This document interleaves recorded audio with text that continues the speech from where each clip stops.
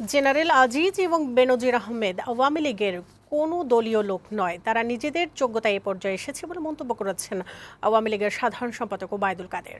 মঙ্গলবার তেজগাঁওয়ে ঢাকা জেলা দলীয় কার্যালয়ে ৬ দফা দিবস ও প্রতিষ্ঠা বার্ষিকী উপলক্ষে ঢাকা মহানগর উত্তর আওয়ামী লীগের প্রতিনিধি সভায় এ মন্তব্য করেন তিনি। ওবায়দুল কাদের বলেন, কেউ দুর্নীতি করলে তাদের বিচার করার সৎ সাহস আছে সরকারের। আগামী বছরের ডিসেম্বরের মধ্যে দলের জাতীয় সম্মেলন করার কথাও জানান তিনি। এ সময় দুর্নীতি নিয়ে বিএনপি নেতাদের বক্তব্যের সমালোচনা করেন ওবায়দুল কাদের।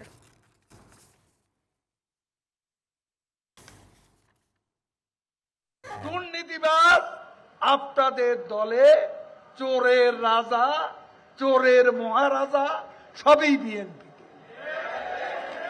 বিএনপি হচ্ছে দুর্বৃত্তের জন্মদাতা। অপকর্ম করবেন না, অপকর্ম ঢেকে রাখা যায় না। একদিন সত্য প্রকাশ পাবে।